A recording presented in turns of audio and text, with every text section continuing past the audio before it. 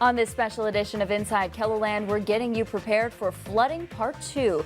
We're keeping an eye on flood conditions in our newsroom, live Doppler HD Storm Center, Skycam Network, and in the field. But tonight we're focused on getting you prepared, how you can protect your home, stay safe, and avoid scams.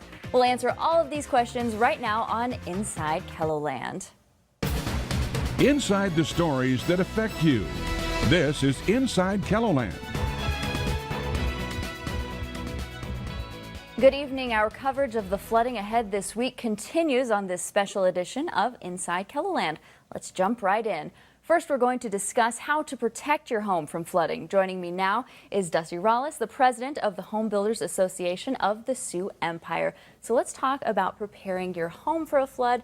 There isn't much time left, is there? No, there's not. It's right around the corner, unfortunately. Yeah, so first, let's just talk about what exactly do you need to make sure you do now before the floods hit?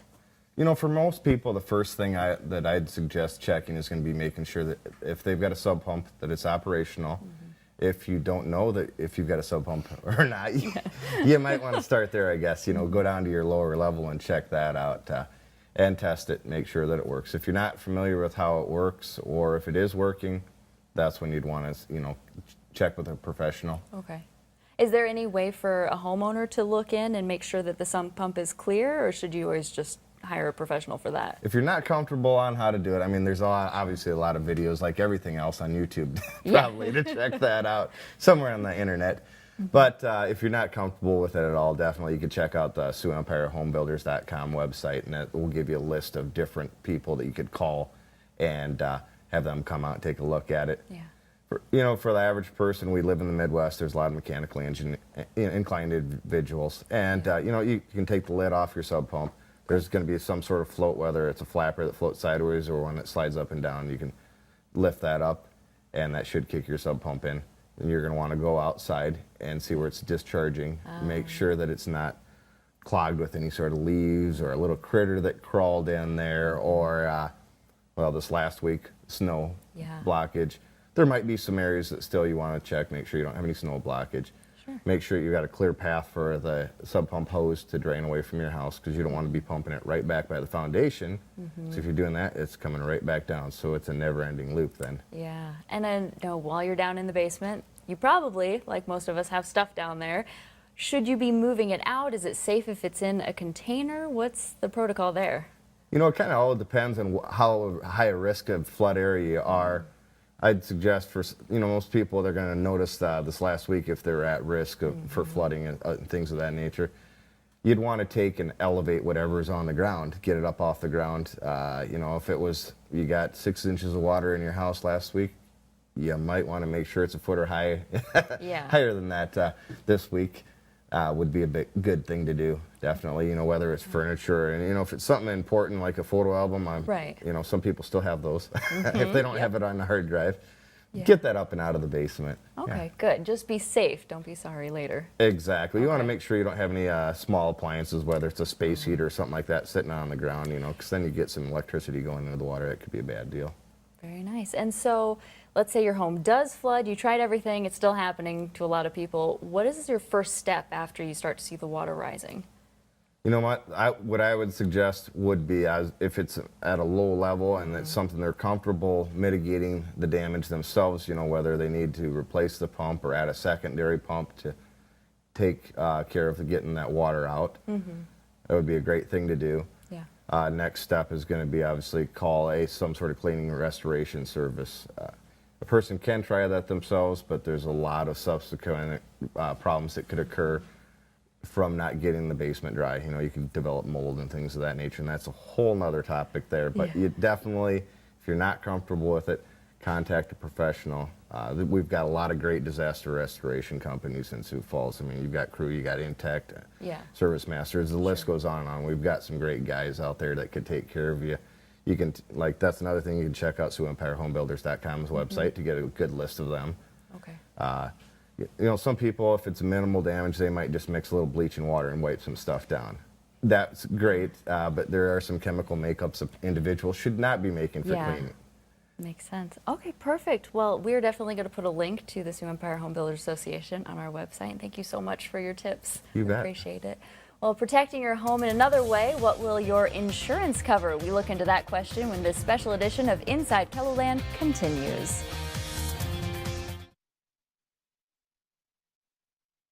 Welcome back. What will insurance cover? This is a question many of you are asking. Joining us now is insurance agent Dean Karski. Dean, does basic homeowners or even renters insurance cover flooding? Absolutely not. Simple answer, I know, but insurance companies spend a lot of time and effort writing their policies, and one of the biggest, if you read your policy, the biggest areas covered is what water damage is covered. And any water that comes flowing across the ground is going to be excluded by every homeowner's policy or renter's policy that I'm aware of. Wow. And so you do need flood insurance. What exactly will that do for you? You bet. Flood insurance is intended to cover the water that is basically, we call it groundwater. So if it comes into contact with the ground or through the ground, it will cover the damage that that water entering your property causes. Now, flood insurance is intended, and you have to understand most parts of the country don't have basements. So we're fairly unique in this part of the country that we have basements. And the flood insurance really isn't written to cover a basement or what's in a basement. So if you're concerned about flooding and you have flood insurance, you want to get your stuff out of the basement.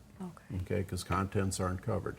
What is covered? Drywall, electrical, a freezer, but not a refrigerator, your furnace, your water heater, that type of thing. If it's mechanical stuff that's intended to service the home, I guess would be the best way to describe it. Okay, so no personal items are covered, however, sort of the bones of the house. No personal items in the basement. Gotcha. But if you're above grade, your personal property does have coverage depending on the type of flood insurance policy you have, because there are several different types of flood insurance. Some of them give the option of including contents. If you have a preferred policy, which most people around here would, it would give contents coverage for above grade. And so would you suggest flood insurance for everyone or just if you're in a floodplain? It'd be a bad insurance agent not to suggest insurance, right? You know, you have to look at your own situation. I've talked to so many people here in the last week that gentleman this morning, I've lived in my house for 50 years, never had water in my basement. Just because it's never happened doesn't mean it never will. You know, talked about sump pump coverage. I guess I would tell people to make sure that you are adequately taking care of your property, but making sure the water can drain away. Your downspouts are shooting water away if it rains. You know, that water that comes across the ground, and you know, there's just not a lot you can do about it. If it's going to come, it's going to come. You just got to do what you can to prepare for the cleanup, and the cleanup is going to happen. So there's a lot of questions you should be asking when you buy a policy because there are different levels of flood coverage. On a flood policy, most flood insurance is written through FEMA, Federal Emergency Management Agency. So it's a government policy. There's a few private companies that will offer flood insurance, not too many, but they're all very similar in nature. Good to know. And so is it too late for our viewers to get insurance for flood? No, if you buy a flood policy now, you'll be covered in 30 days. So if it's too late for this event, but you know, March and April can be wet months, and we've had 7-inch, 8-inch rains in May, June, July. So you know, if you're worried about it, when people ask me, should I buy this insurance? I ask them, well, is spending this $300, $400, $500 going to make you sleep better at night? Then you probably should buy it. If you're losing sleep because you don't have it, you might want to consider getting it. Is that the price, an average price for an annual policy, or is that? A flood policy, a $250,000 flood policy for an owner-occupied residence that's in a preferred flood plan is about $425 a year. So it's really not that expensive. Gotcha. You know, for peace of mind, I guess. Sure. And so let's say someone out there got flood insurance, they're prepared, they still get flooding. What do they do this week if it hits them? Well, you're going to want to work with your agent. Make sure you reach out to your agent, get a claim turned in if you have flood insurance. I mean, if you have water that comes into your home, that's not to say that it's 100% always excluded. There are circumstances where water can be covered. but they're rare. But work with your agent. Make sure you have an understanding of what you have for coverage. So I tell my clients, I'd rather have this conversation now than later, so that we don't have surprises. So, if you're wondering, call your agent. That's what you pay them for. Perfect. Well, thank you so much, Dean. We'll put Thank all you. this information on KELOLAND.com. Staying safe when cleaning up floodwaters, the do's and don'ts to prepare. A doctor joins at the Inside KELOLAND desk when we return. Health officials are reminding people in many communities across KELOLAND devastated by floods to use caution. Now, these reminders are especially important this upcoming week as more flooding is expected. Now, joining me now is Dr. David Basil from Avera Health. Now, if my house floods, what should I do to protect myself in that situation, Doctor? Yeah, thank you for having me today. So first off, probably I'd start with making sure that you shut off the electricity to any affected areas, because electrocution is a real concern when you're getting water into your basement and stuff. Also think about gas lines. If we've got water that gets in and then freezes, it can actually break gas lines, and so be aware of that as a thing. So that's the first two things to think about, is your safety from that standpoint. Then when you move on to the cleanup phase, you want to start thinking about that water has been through agricultural areas, industrial areas, and potentially contaminated with the sewage as well. So you've got agricultural contamination, industrial contamination, and potentially sewage. So you've got to assume that any water that's in there poses a potential health hazard to you. So you want to make sure that when you're doing cleanup, you're wearing rubber gloves, rubber boots, and that you're washing your hands frequently. Don't let children play in it, and assume that it is a health risk. Very good to know. And so what are some common issues you guys see in the hospitals after a flood event, physical issues? I would say it probably falls in three different categories. So first off, you've got the respiratory concerns. So there are a lot of allergies that can be triggered, asthma that can be triggered, anybody with chronic lung disease, it can trigger an event from that standpoint. So we see a fair amount of respiratory exacerbations come after a flooding event. Then the second big category we see is the musculoskeletal events. So somebody, we've all been a little bit less active in the winter than we normally are. And then all of a sudden you get really active trying to clean up your house, trying to lift things you normally wouldn't lift, working a lot harder, maybe working long hours, not sleeping very well. And so we see a lot of strained backs and overtired injuries, overuse injuries of things that people aren't used to doing. So that's kind of the second main category.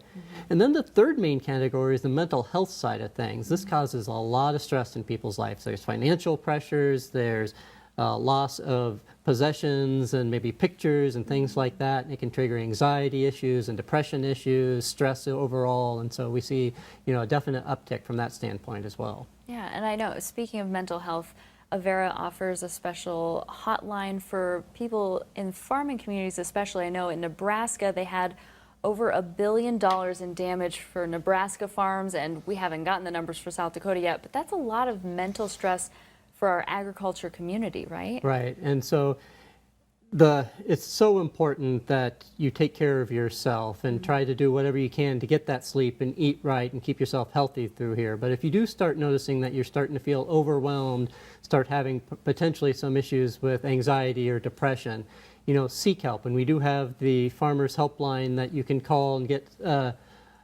connected up to a licensed mental health worker so that they can get you the help that you need and help figure out what they can do to kind of ease that burden a little bit. And similarly, our usual mental health channels and our primary care channels, anybody, we would encourage you to reach out and contact us if you're having any issues from a stress or overwhelmed standpoint. Yeah, really important information.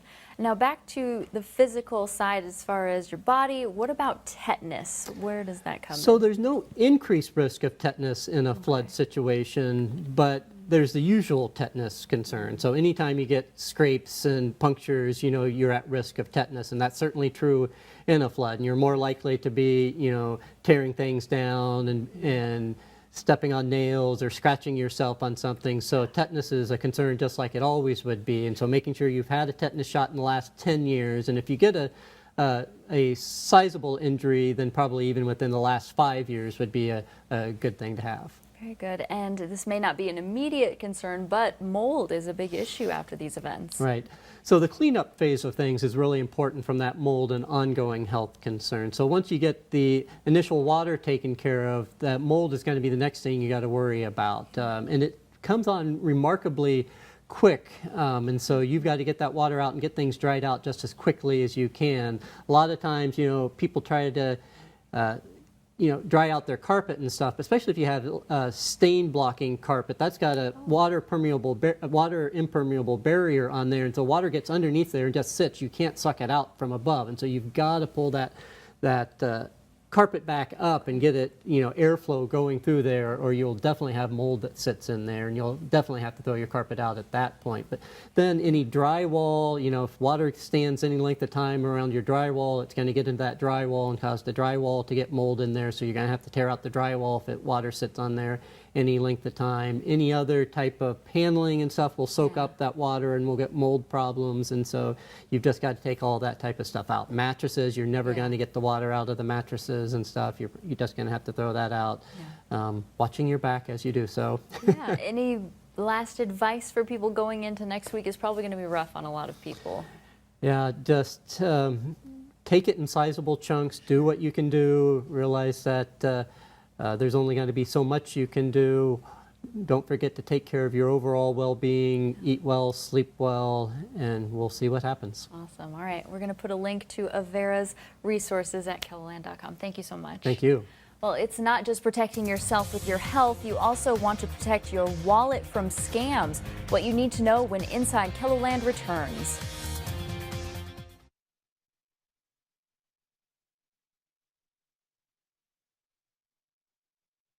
After the floods comes a flood of scams. We've already seen some and sure to see more in the coming weeks. Jesse Schmidt with the Better Business Bureau joins us now to talk about the major issues that come, especially after flooding. What are some of those scams coming up right now? Sure. Well, we are sure to see what we call storm chasers, and they're nothing to do with the guys in your storm center. These are traveling contractors that go, from the north to the south, following tornadoes, floods, fires, whatever it is. And, we're going to need their help. You had the home builders on earlier. Right there's going to be a lot of contractors that are going to be overwhelmed. So there's going to be some good apples in this bunch, but there's going to be some bad ones. So you just need to make sure you're hiring the right group of people. Yeah, and how do you know that you're doing that? How do you know? Well, there's a handful of things that you can do. First, you're going to make sure that somebody knocks on your door. Do they have a peddler's license, Sammy? The city of Sioux Falls requires that. And then if they don't, that's going to be a huge red flag to you. And if they say, nope, I do, here it is, I'm happy to show you. They come on in, they're going to give you a bid. You're going to try and get about 3 proposals. And you're going to check, are they licensed with the city of Sioux Falls? Do they have a contractor's license registered? Are they licensed with the state of South Dakota? Are they registered? Do they have a tax ID? So they're going to pay sales and use tax back to the state. And then thirdly, are they bonded? And the city will do that too when they go through some of that licensing.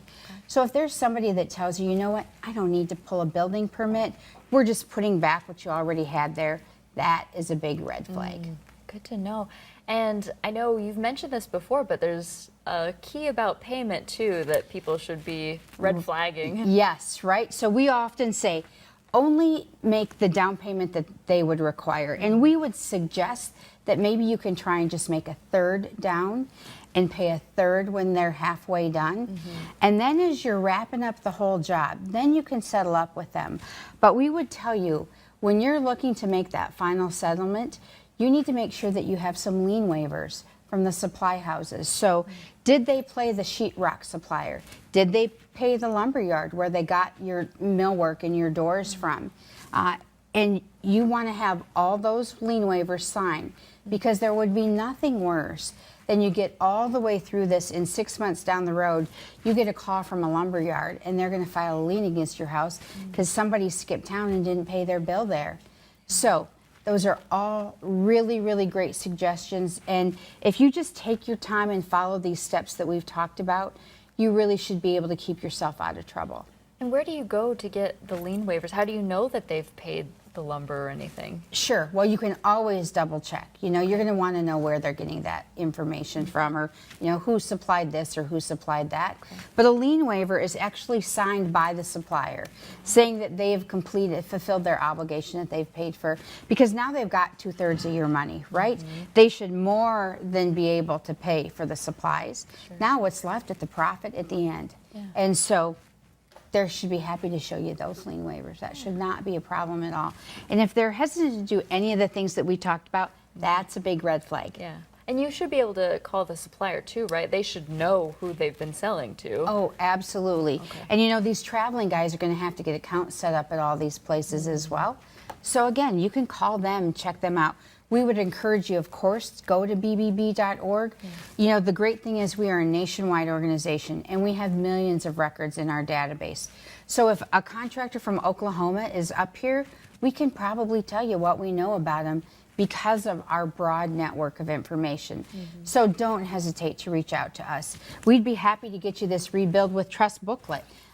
You know, we can email it to you in an email format. We'll send it to you in the mail. You know, we have been around a long time, and we've seen consumers go through some really tragic events. We can really help you to rebuild with trust in the best way that you possibly can.